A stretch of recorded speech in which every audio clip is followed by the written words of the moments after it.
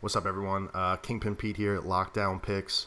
Simple premise for the show. I'm in a football pool every year, weeks 1 through 17. You have to pick 5 games against the spread. You get a point if you're correct, half a point a push, 0 points for a loss.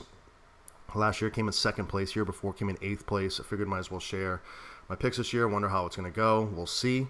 Probably not going to be one of Kirk's favorite shows on the network because I'm going to be talking sports. But the second half of the show, I figured I might as well just do FAQs about the time when I was incarcerated.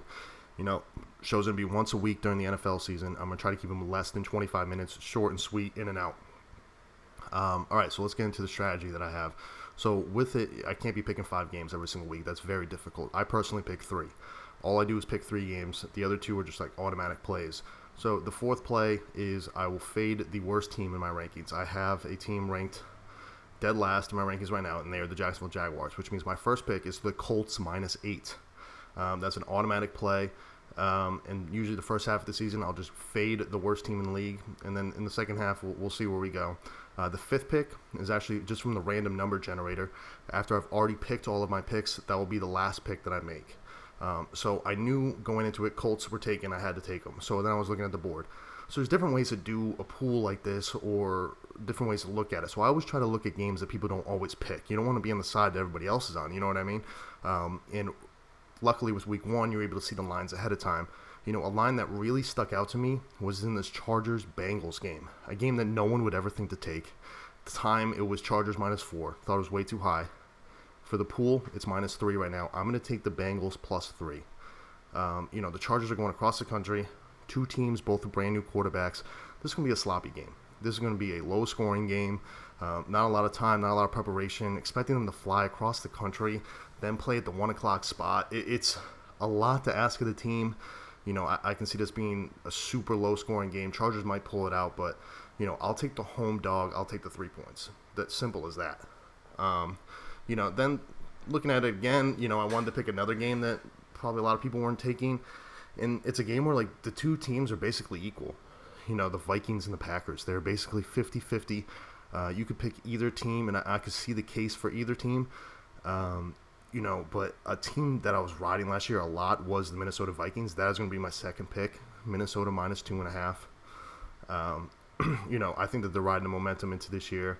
Yes, they have a couple new guys on defense and different things, but Rodgers just doesn't have the weapons. I just don't think the Packers are as good or that good without all the weapons that they have. I kind of like the Vikings if they were -3, even maybe 3.5, but -2.5, I absolutely love it. That's my favorite play of the 3 that I have. It is that Vikings -2.5. So for the last pick, I was really contemplating what to do. You see the Seahawks Falcons game, that one looked intriguing. Dallas, Rams as well. But actually, the last game that I like is the last game of the week. It is that night game. It is the Broncos with the Titans flying from East Coast to West Coast to play in the 10 o'clock game at night, which is really rare that an East Coast team's going to be flying across like that. Remember last year that the Broncos did play the Titans. They absolutely shut down Derrick Henry. The defense played great. I'm pretty sure they won, actually. But yes, Mariota was a quarterback back then and different stuff, but the defense played absolutely great against them. And I expect that to happen again. Obviously a different kind of offense. Melvin Gordon, how's he going to fit in, this and that. Altitude's also a factor, too, going across the country and all this other stuff. They're dogs. I like it money line, but for the pool, you got to take the points. So that's what I'm doing. I'm taking the points. So now that I have my 4 picks, Colts -8. We have Vikings -2.5. We have Broncos +2. We have Bengals +3. I let the random number generator pick the last one. Unfortunately, it's a team that I do not like, but that's not the option. Random number generator was 14-3 last year, and they picked the Arizona Cardinals +6.5. So those are my 5 picks going to the week. Obviously, the hardest part of this pool is the fact that you have to pick in week 1 and week 17. Those are the 2 hardest weeks to pick. So there's a lot of unknowns. Not a lot of analysis can really go in, especially preseason. But yeah. All right, so now for the second half of the show, FAQs. I didn't really know what questions to start off with or what we should do, but I figured, Kirk asked one of the best questions on the show. He said, "What's a day in the life like?" And I remember when he asked me, my mind was racing because there's so many different parts to it. So I figured I would break it down. This week I'll talk about a day in the life when I was in medium security. And then towards the end, I was transferred to minimum security. Those are two totally different day in the lives. So I'll explain that next week. So let's start with medium security. So medium security, obviously, when you first come in, things are a little different until you get settled in. Because when you first come in any facility, they're going to put you in a holding unit, orientation unit. That's usually what it's called. It's usually like a 10-day hold. You live in a certain unit. They're trying to make sure you don't have any like gang affiliations. They don't want to accidentally put you with a rival gang member and get you murdered. You know, did you snitch on someone that happens to live in that unit? Did you snitch on someone's cousin that lives in that unit? You know, does your cousin have beef with their mother? You know, they check all this other stuff. They interview you. Of course, you know, they interview me like I don't know anybody in there or anything like that. You know, but a lot of other people have a lot of relations. So also some people have scabies, the ones that are like living on the streets or like weird stuff, and they need to go see a doctor. So it stinks living in the 10-day hold unit or 14-day, whatever you're in, but it's really nice to know that you're not just having, once you live in general population, that random fucking idiots aren't thrown in there. So anyway, once you actually get in, you usually have a job. I would say about 60% of the people had jobs when I was in medium, and it would be about 80% of the people had jobs, or 90% once you're in minimum. Many different types of jobs that you could have, you know, and there's also different jobs that people thought were the best jobs. Like I said in the show, I did intake. Some people consider that one of the best jobs. You know, another great job is like a unit worker or pod worker. So those are the people responsible for cleaning the entire unit and everything. But everybody has to lock in for bedtime at 10 o'clock. You know, cells are locked and you have to go to sleep. Except for the unit workers, they would get to stay up until 11:30 when shift change happened. Because night shift was midnight to 8 a.m. And they're supposed to be cleaning the unit at the time, but, you know, if they're ahead of the stuff, they have all their shit done, then they can just hang out with each other. You know, there's only like 5-6 people, you know, so the guard usually doesn't care. Normally there's like almost 200 out there.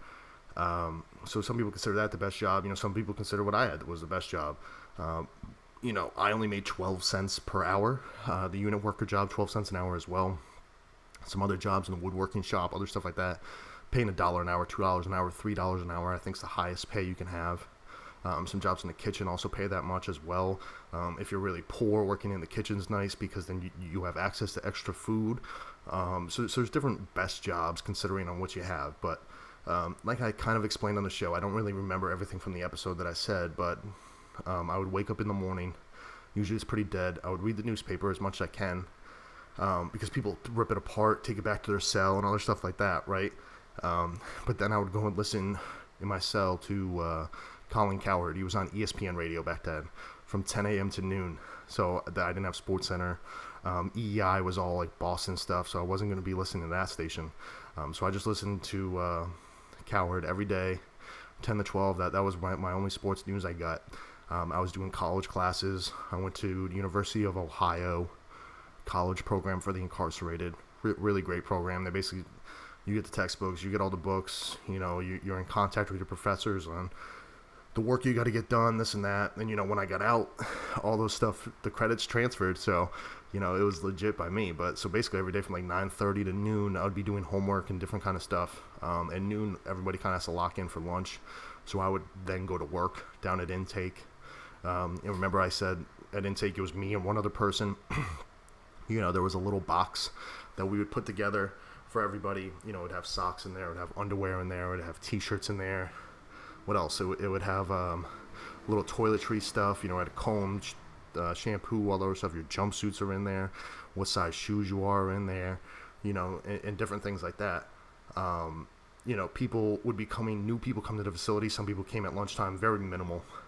You know, at nighttime, a lot of new people are coming into the facility for different reasonings. So the guard will check them in and doing all this other crazy stuff. You know what I mean? We have the boxes basically pre-put together.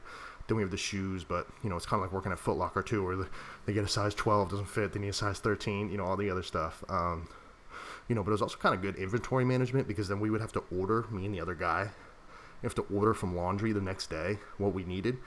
And, you know, apparently the people that worked before us didn't order right all the time. You know, they would need XLs. They wouldn't have any XL stuff or different. So I tried to make sure that we were on top of ordering. Everything was nice and organized, neat back there. You know, everything was great, but it really was good management skills. I ended up working at a bar as an assistant bar manager after, and there's a lot of inventory skills that carried over. Anyway, we were cleaning toilets also back there, mopping, doing other stuff, you know, but we also got to hand out food at lunchtime, hand out food at dinner time, which was nice because then we also got some extra food. Um, you know, but usually work, I was there maybe till 5 or 7:30. Different times, different things you have to do.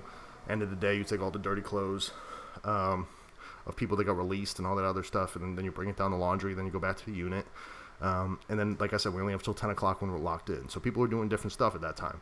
Um, some people are working out then. It's summertime, some people are playing basketball because it's still nice out. The light sun doesn't set to like 8:30 in the summertime, There's also TV shows. We only had CBS, NBC, ABC, Fox, but there's still TV shows on those networks that are at 7 o'clock every week, 8 o'clock on Tuesdays, 9 o'clock, different stuff like that. So some people will be watching their TV shows as well. Everyone kind of had their own thing to do. A big thing that a lot of people did was cook. So we would eat dinner at 5:40, and then they wouldn't feed you again. Most people didn't eat breakfast, so people aren't eating again until lunchtime. So it's a long time to carry you over with nothing to do. So people would be cooking different meals with ramen. There's a ton of different meals you could do with ramen. Usually everyone puts their ingredients together. Everyone throws in what they have, and then someone cooks it. Usually 5 or 6 people are splitting, so someone would make one giant meal for everybody. Usually people have been there a gazillion times are the best cooks, so I was barely ever doing it. Letting other people do it, just contributing what I contribute. But it honestly is, it's actually delicious, and it is so good. I mean, yes, there's a ton of sodium in it because there's ramen in it, but it was absolutely amazing. And then you shower, then you go to bed, and that's kind of like you get into a routine after a while, just cranking that out. And that's what weekdays basically are like every single day. Occasionally if you have a doctor's appointment or some other stuff, you won't go to work, and the day drags, so then you're just in the unit all day, doing nothing, and also like no one's there because people are at work. But the weekends are great, because in the weekends everybody's off of work except for the kitchen people. Kitchen people will be the only people at work on the weekends, but everybody else is there. So in the morning time, it's even more dead than a weekday morning. No one is up. Everybody's sleeping in. Everybody's basically sleeping in until lunchtime. Some people have their Saturday or Sunday mornings where they have a more intense workout than they would during the week because there's no work that day.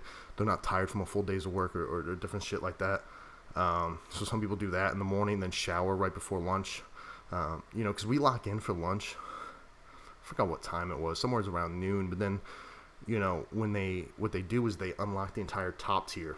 Everybody comes down the stairs, gets their lunch, sits back in their cells, gets locked in, and then we eat. Bottom tier, everything gets unlocked. You go, and there's just like a kitchen worker that's handing out trays to everybody. You get your food, and then you sit in your cell, and you're locked in. Everybody eats, top row unlocked, boom, bottom row unlocked, give your trays, and then you have to sit there for a count for another hour and a half. So a lot of people would fall back asleep during lunchtime. You know what I mean? Especially if they worked out all morning. But usually that's when it unlocked again. I forgot what time it was, like 1 o'clock or whatever. Then people are actually bopping around and they're doing different stuff. And, that's when like everything comes to life. Everybody's in the unit. There's so many people everywhere. A lot of people, for me, I was playing basketball most of the time, just easiest way to make the time go by. Or if I worked out in the morning, I could nap right after I eat, which was like perfect because it's a nice, easy way to waste 3-4 hours of your day right in the dead center. Obviously during football season, we're watching football. Even in basketball season, it's on ABC Sundays. I don't even think you realize it, that it's on that channel and everybody can watch it. The finals are on TV, so we're watching that every night when that stuff's on. But basically there's only 2 TVs. I think I explained this on the show because we have ABC, NBC, CBS, Fox, and there's the movie channel. So they play a movie every day at like 2 o'clock. So a lot of people watch the movie. Even if the movie is interesting, then I might do that because that burns a good 3 hours. They replay the movie at 7 after the dinner gets let out as well. So even if sometimes if you hear it's a good movie, then we'll rewatch it at 7. The unit's pretty quiet though because you have to have a little radio and you have to dial it to the right radio station, and then that's how you hear the TV and know what's on it. It's actually pretty wild. But a lot of time, like you're listening to music or you're listening to the TV and it's just static and it drives you fucking nuts. But that was one of the best things when you got out. But basically, at 1 o'clock when they let everybody out, everybody's basically just bopping, watching TV, or they're watching the movie. People were playing dominoes or people were playing chess. Sometimes you'd be in a unit where everybody's gambling. all the time. So if you're playing dominoes, you have to gamble. If you're playing chess, or two people playing chess or gambling, then there's like a circle of people around them all gambling on the two people playing. It is crazy. So every move, there's, ooh, and people going wild. People playing basketball, people gambling, playing basketball, people don't even play basketball, gambling on the teams playing. So sometimes you would be in the middle of a bet that you're like, I have no money in this, but people are like yelling that we need to make shots. Sometimes it would be kind of funny like that. When I did play basketball, I'd be one of the first people drafted just because I like loved getting rebounds. I'm not really a good shooter, so I thought basketball was fun all the time, and I always got picked like first or second to play, all because I would just get a rebound, hit to the shooters would nail threes, and I thought it was super fun. At nighttime, it's kind of like the same thing. On a weekend, you're kind of just either playing basketball all day, or good movies are usually on more in the wintertime, or you're kind of just playing dominoes or playing chess, and that's all you do, or you read. Like, there's not really anything else to do. You can talk to people. There's only so much you can talk about, but it's a lot of just watching TV shows or watching TV that you are not interested in, but it passes the time by. There's no music CD players, there's no any of that stuff. No tape cassette players in there to listen to stuff. If you want to listen to radio, you can't just be anywhere in the unit. You have to go where the radio signal gets picked up in the unit. There's no TVs in your room, so it's kind of, it's not the most exciting thing in the world. Usually there's visits actually sometimes on weekends as well, but, a weekend kind of drags. So basically that's like a day in the life. Either way, I guess the visits I could talk about. The visits, when you go to a visit, there's a little glass. You've seen on The Sopranos or whatever. There's a glass thing with the phone, and you talk through it. Only thing frustrating is there's only 2 phones. So if 3 or 4 people visit you, then not everybody can hear you through the glass, so they're sharing the phone, or they're reiterating what they're doing, which is kind of, annoying. So when I did get transferred out to minimum, it was great. I guess I'll explain what minimum's like next week. So lockdown picks. Those are your picks. Jags, Vikings, Bengals, Cardinals, Broncos. Good luck.